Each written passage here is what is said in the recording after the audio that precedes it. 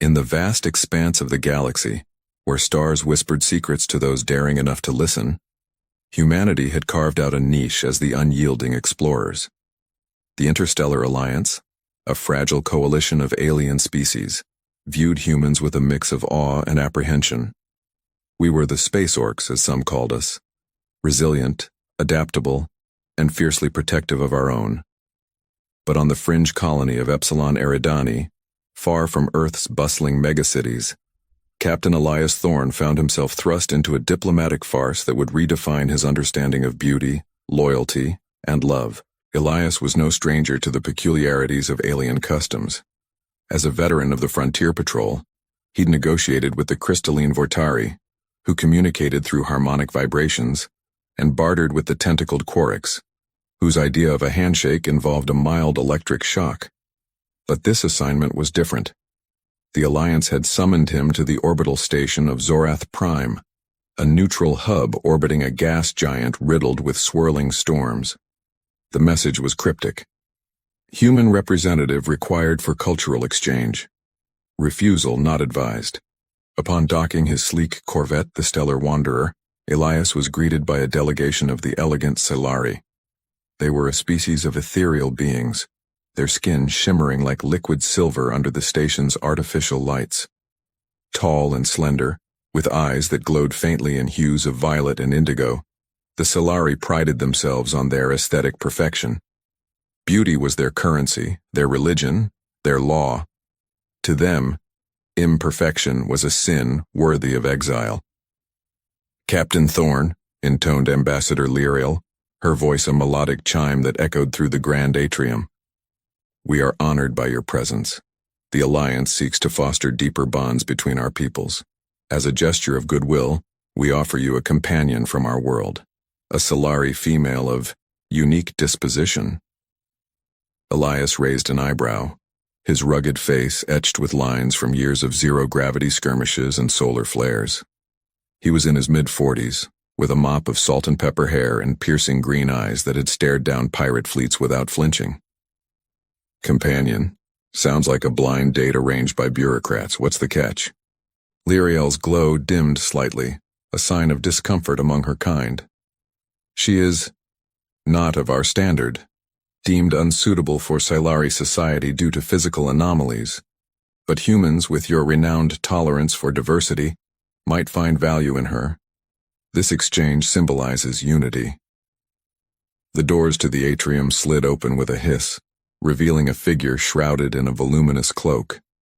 The Solari attendants averted their eyes, murmuring in hushed tones. As the figure approached, she lowered her hood, and Elias's breath caught in his throat. Not from revulsion, but from recognition.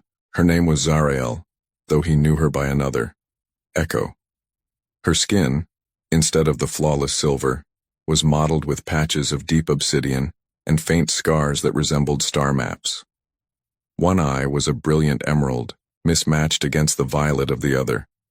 Her form was asymmetrical, with one arm slightly longer than the other, and tendrils of bioluminescent veins pulsed erratically across her neck.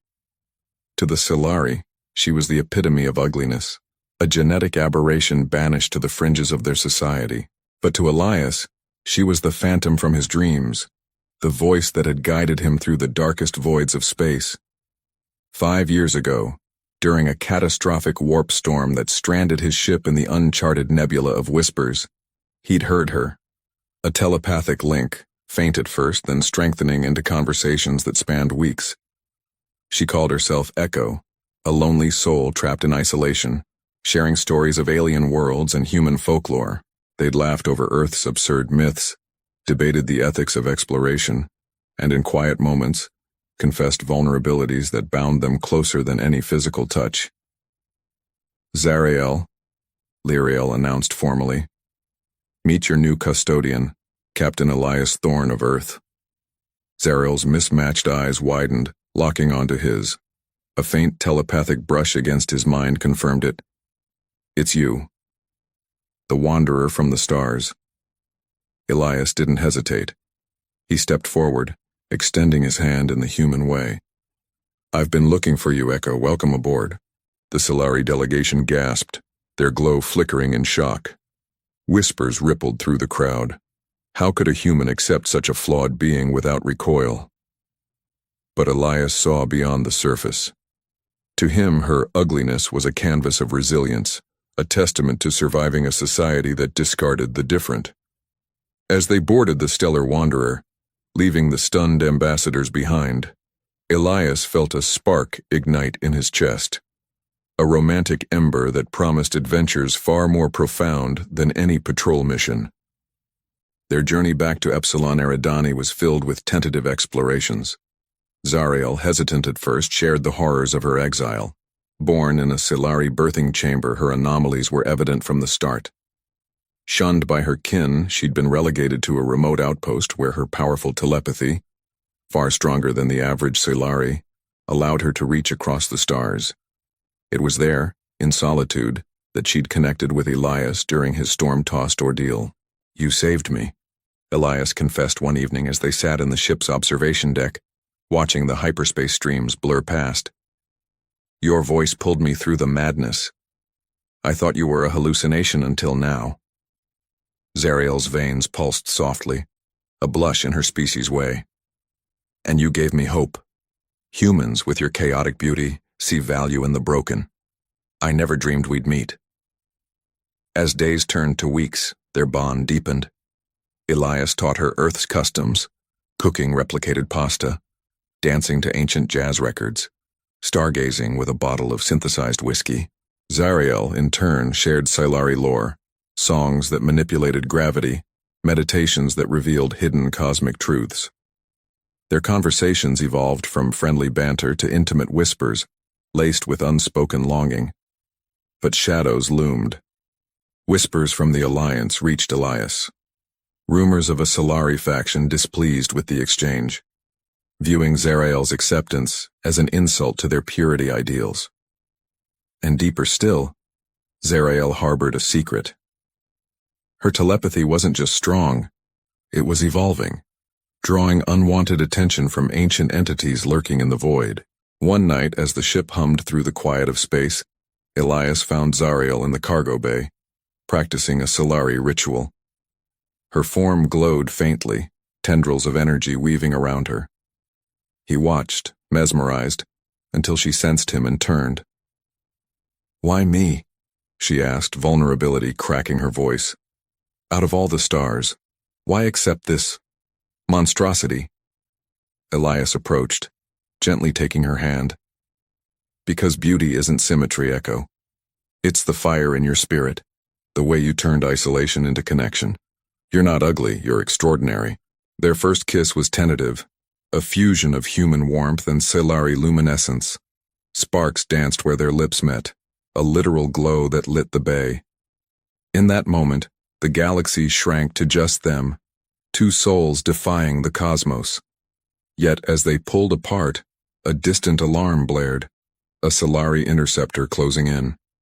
The faction had come to reclaim their aberration, igniting a chase that would test their budding romance. Elias gripped the controls, Zariel at his side, her telepathy amplifying his reflexes. "Hold on, love. Humans don't give up what's theirs." As lasers grazed the shields, they warped away, hearts racing not just from danger but from the thrill of a love forged in the stars.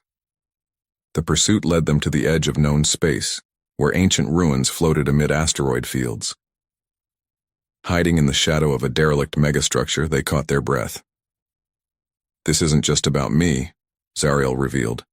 "My anomalies stem from exposure to a forbidden artifact, a relic that enhances psionic abilities. The faction wants it back. Through me." Elias's jaw set. "Then we'll fight. Together." Their alliance blossomed into passion, nights spent in each other's arms dreaming of a future unbound by prejudice. But the relic's influence stirred something in Zariel. Visions of a greater threat, a cosmic entity awakening. Elias and Zariel stood united, ready for the trials ahead, their love a beacon in the void. The Stellar Wanderer emerged from hyperspace in a graveyard of forgotten civilizations. Massive, skeletal structures drifted silently among the asteroids, remnants of a species long extinct. their megastructures cracked and pitted by eons of micrometeorite bombardment. The station they had chosen to hide in was a colossal ring, half shattered, its once gleaming hull now a lattice of shadow and faint emergency lighting. Elias guided the ship through a gaping breach in the outer hull, killing engines the moment they cleared the debris field. Silence enveloped them, broken only by the soft hiss of life support and the rapid beating of two very different hearts. Zariel stood at the viewport, her bioluminescent veins pulsing in slow, anxious rhythms. The emerald eye caught the dim starlight filtering through cracks in the ancient metal, while the violet one seemed to peer inward, wrestling with memories she had long suppressed. "They'll find us eventually," she said quietly. "The Solari purity enforcers never forgive what they perceive as defilement, and they know this sector better than most." Elias moved behind her, resting his calloused hands on her shoulders. The contrast was stark, his rough, scarred human skin against the cool, mottled silver and obsidian of hers. Yet the touch felt natural, inevitable. "Then we don't just hide," he replied. "We turn this ruin into a fortress, and we learn exactly what we're dealing with." He led her deeper into the ship, past the cramped engineering bay, and into the small medical suite. There, under harsh white lights, Zariel removed the last layers of her cloak. For the first time, Elias saw her fully without shame or concealment. The asymmetry was more pronounced than he had realized. One shoulder higher, ribs faintly visible on the left side in a lattice of darker scarring, legs slightly different in length so that she walked with an unconscious, graceful sway. And across her torso, faint traceries of circuitry-like veins that glowed brighter whenever her emotions surged. She watched his face for any flicker of disgust. There was none, only wonder. "You're still looking at me like I'm something precious," she whispered. "Because you are." Elias reached out, tracing one glowing vein along her collarbone with the pad of his thumb. A shiver ran through her entire frame. Every mark tells a story of survival. That's not ugliness, Zariel. That's courage etched in flesh. Their second kiss was hungrier, less tentative. Her telepathy brushed against his mind like warm silk, sharing flashes of sensation, how his heartbeat thundered in her perception, how the heat of his body felt like a star going nova against her cooler skin. When they parted, both were breathing hard. "We need answers," Elias said, forcing himself to focus. "About the relic. About why they want you back so badly." Zariel nodded. She led him to the cargo hold, where a small sealed crate waited, one she had carried with her from Zorath Prime, under the guise of personal effects.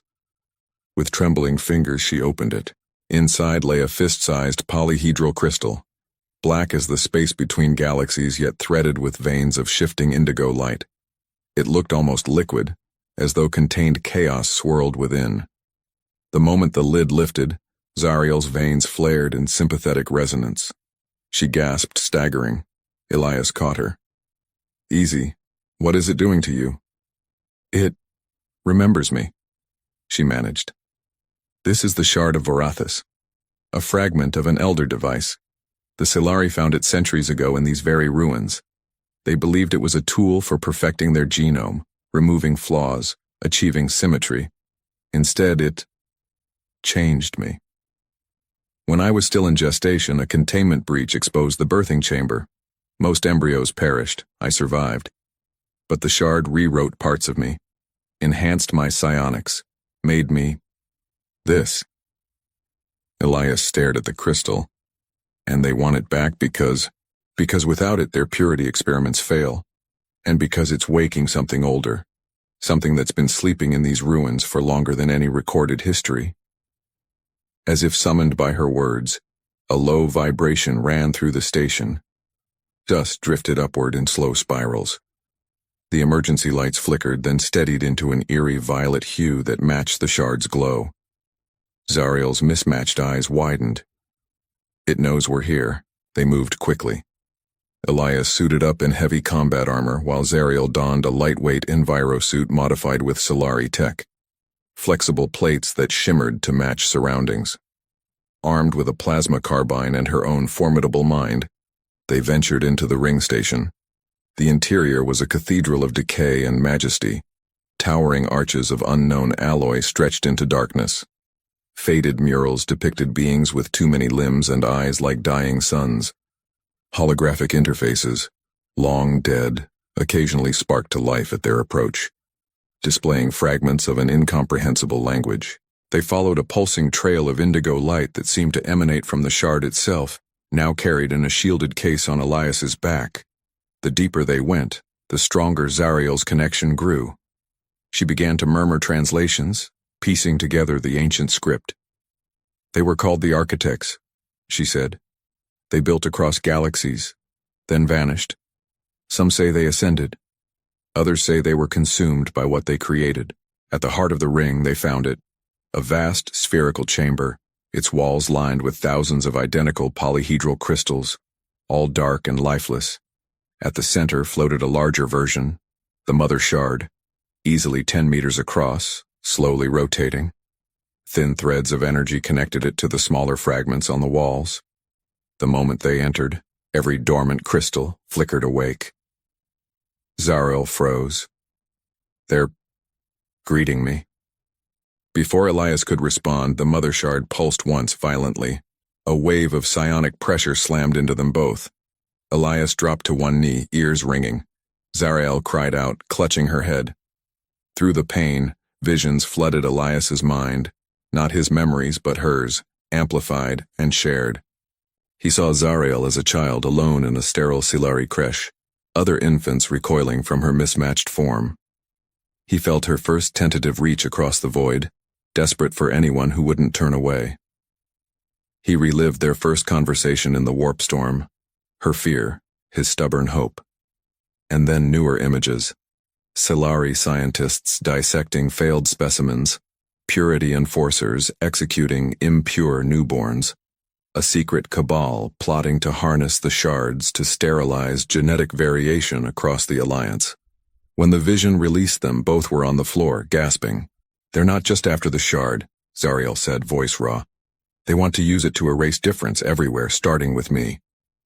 Elias rose, fury replacing exhaustion. "Over my dead body." A new alarm sounded, not from their ship, but from the station itself. External sensors showed 3 Silari interceptors decelerating hard, weapons hot. "They've tracked the shard's activation," Zariel said. "We have minutes." Elias looked at the Mother Shard, then at Zariel. An idea, reckless, beautiful, terrifying, formed. "What if we don't just defend?" he asked. "What if we wake it fully and ask for help?" Zariel stared at him. "You want to interface with an extinct species doomsday device? I want to show the galaxy that difference isn't a flaw. It's evolution's sharpest edge." He took her hand. "And I want to do it with you." She searched his face, then slowly nodded. Together they approached the Mother Shard. Zariel extended her mind, Elias grounding her with human stubbornness and unshakable belief. The crystal responded. Indigo light enveloped them. Time dilated. When awareness returned, the Silari interceptors were already firing. Particle beams carving glowing scars across the station's hull. But the Architect's defenses had awakened. Point defense lasers older than human civilization snapped online. Ancient shield grids shimmered into existence. The interceptors scattered in confusion, and in the heart of the chamber, Zariel stood taller, her asymmetry no longer a defect, but a harmony of power. The veins across her body blazed like constellations. "They're listening," she whispered. "They see us, both of us." Elias pulled her close as the station trembled under renewed assault. "Then let's give them a show they'll never forget." Outside, the battle ignited in earnest. Inside, 2 hearts beat as one, human and Silari, scarred and resplendent, defiant and in love. The void itself seemed to hold its breath. The spherical chamber thrummed with resurrected power. Indigo light cascaded from the Mother Shard like liquid aurora, bathing Elias and Zariel in colors no human eye had evolved to name. The ancient defense grid outside had bought them minutes, perhaps hours, But the Solari interceptors were relentless. Particle lances carved glowing wounds into the ring station's superstructure. Each hit sent tremors through the deck plates, dislodging millennia-old dust that danced in slow, weightless spirals. Inside, time felt fractured. Zariel's hand remained locked in Elias's. Her longer fingers threaded through his shorter, rougher ones.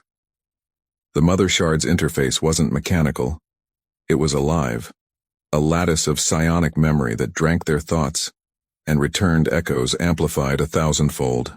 Through Zariel's enhanced mind, Elias experienced fragments of an incomprehensible past.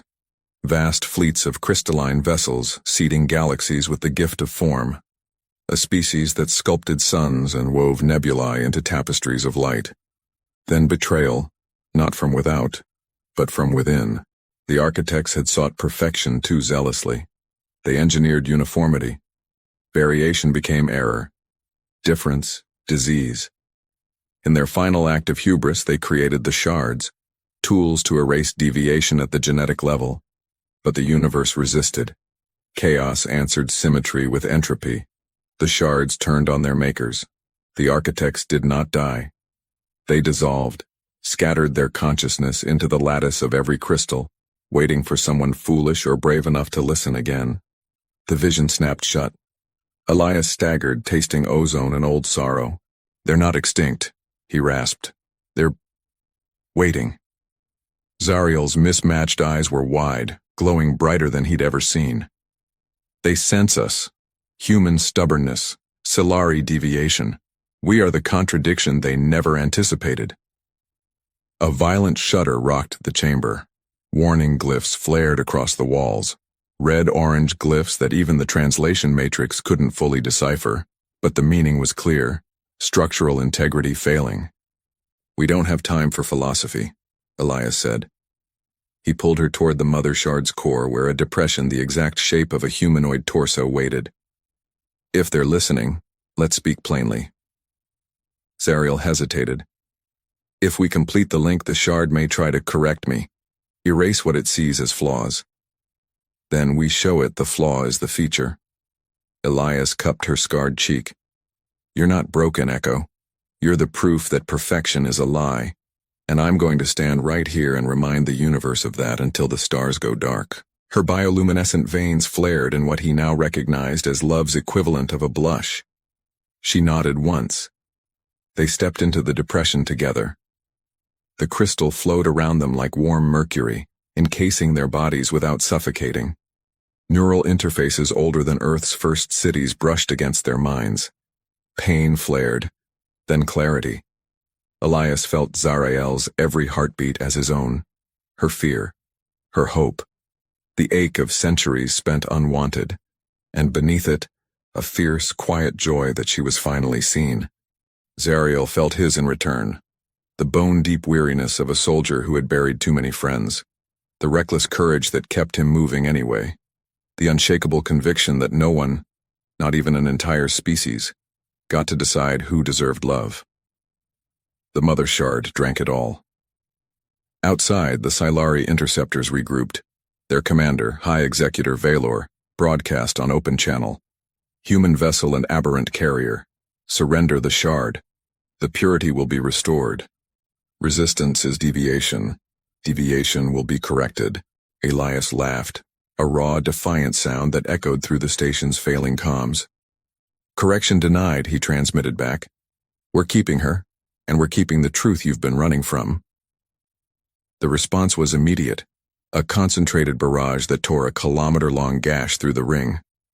Atmosphere vented in glittering plumes. Gravity fluctuated wildly. Inside the crystal, the architects finally answered. A chorus, not voices, but overlapping resonances, filled their minds. "We created order. Order consumed us. You carry chaos. Chaos preserved you. Speak your desire." Zariel's telepathic voice was steady despite the trembling in her limbs. "We desire freedom. Not for ourselves alone. For every being the purity would sterilize. For every child born different. For every mind that dares to deviate." Elias added, "And we desire time. Enough time to prove that difference isn't weakness, It's the engine of survival. Silence. Then the mother shard pulsed once, softly, almost tenderly. Accepted. The lattice of smaller crystals across the chamber walls ignited.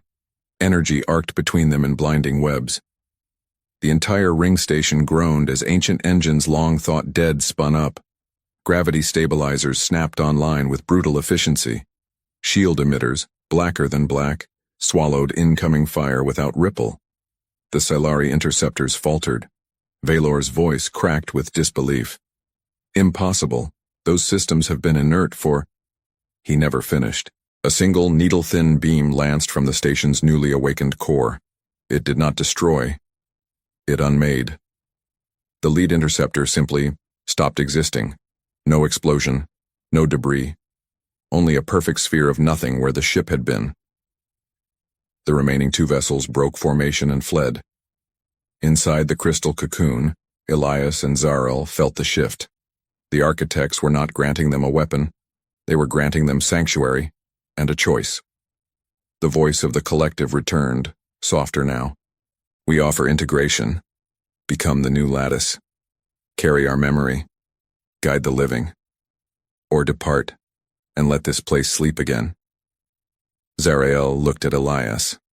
Even within the crystal, tears shimmered in her mismatched eyes. I don't want to lose you to eternity, she whispered. I don't want to lose this, he answered, tightening his grip. Not yet. Not when we've only just started. They spoke as one. We choose to leave, but we take your lesson with us. Difference is not error. It is the reason life endures. The crystal released them gently. The mother shard dimmed, returning to watchful slumber. The smaller crystals followed. The station's weapons powered down. But a single palm-sized fragment detached itself and floated toward Zariel. She accepted it without fear. It merged seamlessly into the center of her chest, just above her heart. Her veins flared once, brighter than ever, then settled into a steady, beautiful constellation. She was no longer merely enhanced. She was marked. Chosen. Elias pulled her into his arms as the chamber lights returned to normal. You okay? She laughed, a sound like starlight on water. More than okay.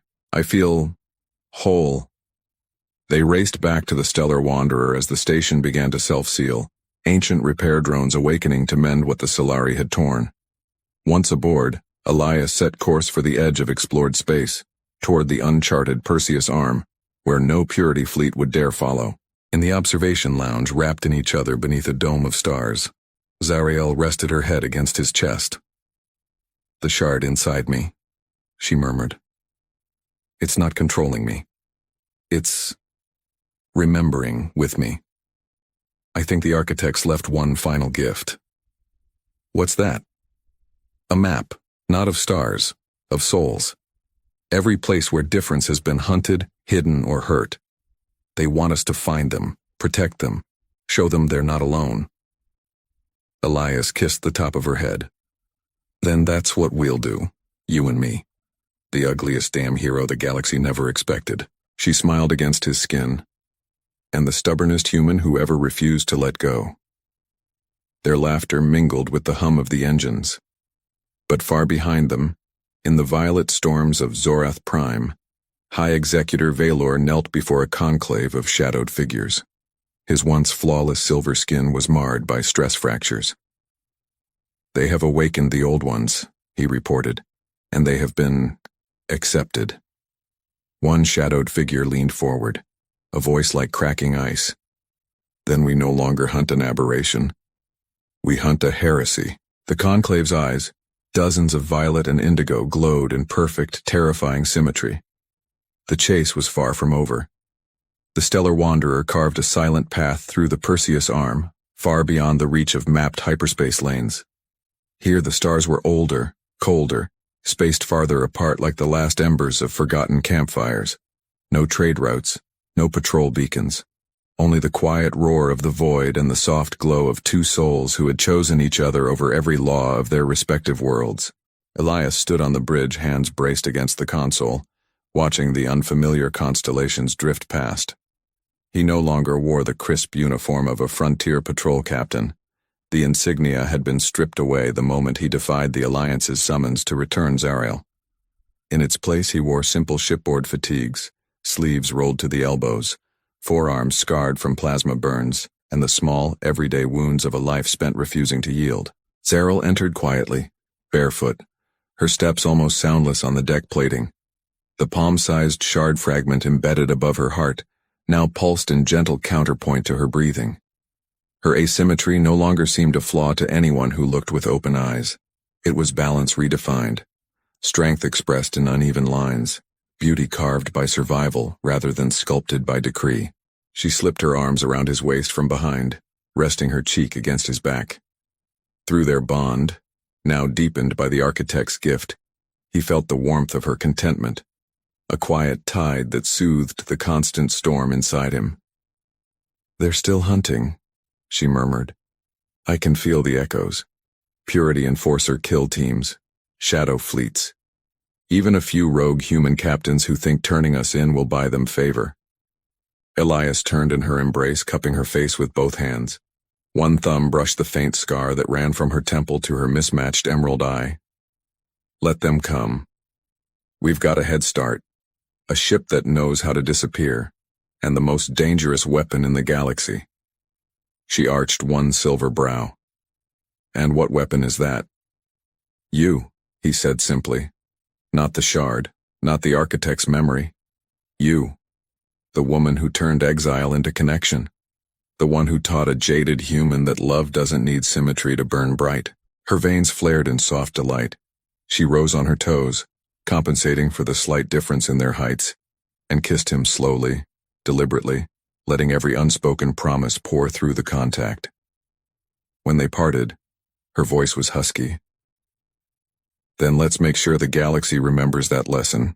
They spent the next weeks turning the Wanderer into something more than a fugitive vessel. Elias modified the cargo bays into hydroponic gardens fed by recycled water, and starlight piped through refractive conduits.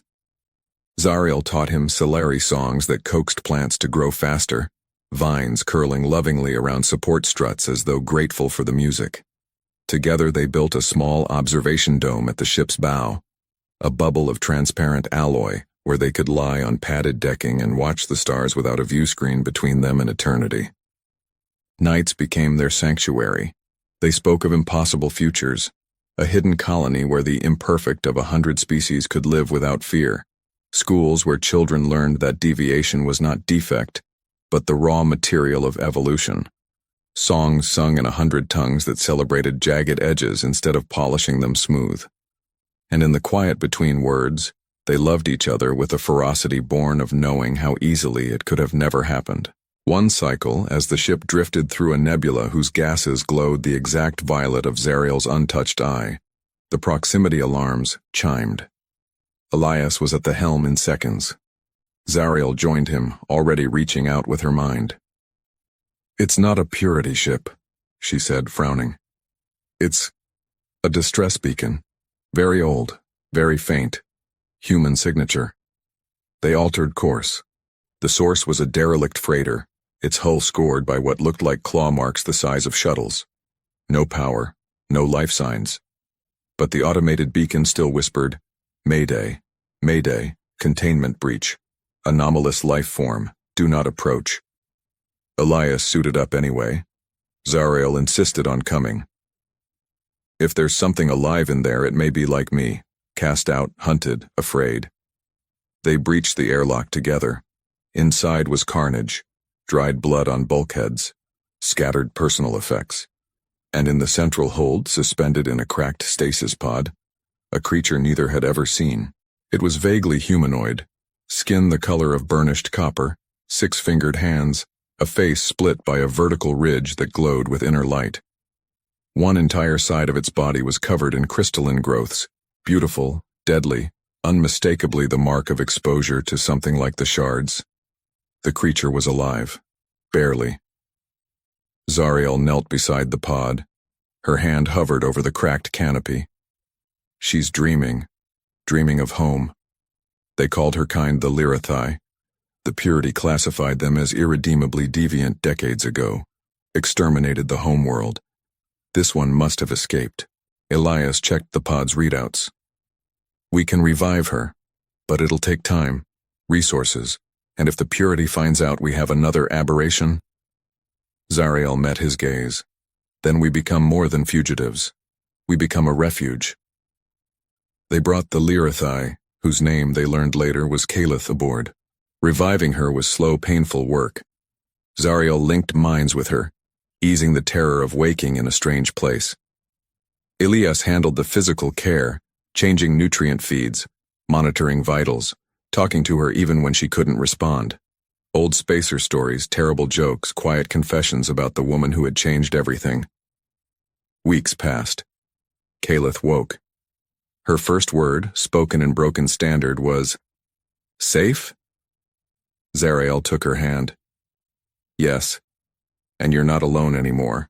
That night, under the observation dome, 3 mismatched souls lay together watching the nebula swirl. Kalith's crystalline side caught the light and threw rainbow refractions across their skin. Zariel's veins pulsed in harmony. Elias rested between them, one arm around each, feeling, for the first time in decades, something like peace. More beacons would come, more survivors, more proof that the Purity's vision of flawless order was a grave they had dug for themselves. And with each new arrival, the Wanderer grew, not just in size as they scavenged parts and expanded decks, but in legend. Whispers spread through black market channels, through refugee networks, through the telepathic undercurrents the Purity could never fully silence. The human captain who refused to surrender his love. The Solari outcast who became a beacon. The ship that collected the discarded and turned them into family. They called it the Constellation now, no longer just a name, but a promise. A map of glowing souls against the dark. On the final night before they vanished deeper into the Perseus arm, before the next hunt closed in, Elias and Zariel stood alone in the dome once more. She traced the new scar on his cheek, a memento from defending Kalith during a boarding attempt weeks earlier. "You could have walked away," she said softly. "Back at Zorath Prime. You could have lived a quiet life." He caught her hand and kissed her palm. "Quiet was never my style. And a life without you? That's not living." She smiled, full, radiant, unafraid. "Then let's keep running. Let's keep collecting stars. Let's make the galaxy so full of beautiful jagged edges that no one can pretend symmetry is the only truth." He pulled her close, their heartbeats sinking through the shard's gentle resonance. "Deal." Behind them, in the corridors of their growing home, new voices laughed in unfamiliar tongues. Children, some scaled, some crystalline, some feathered, ran past, chasing lights that Zariel conjured with a thought. The constellation slipped into the next jump, leaving only a fading wake of stardust. And somewhere, in the violet halls of Zorath Prime, High Executor Vaelor stared at a star chart marked with too many red pins. Too many places the heretics had been sighted, too many deviants who had vanished before the kill teams arrived. He crushed the datapad in his perfect silver fist. "They think they're building a refuge," he hissed to the shadowed conclave. "They're building an army." One shadowed elder leaned forward, voice like breaking glass. "Then let them build." A slow, terrible smile spread across symmetrical lips. "Sooner or later, they'll have to stand still." Out in the dark, the constellation sailed on, carrying love, defiance, difference, and the unshakable certainty that the most powerful force in the universe was never order. It was always the stubborn, glorious, imperfect will to choose each other anyway, and the galaxy would never be the same. HFY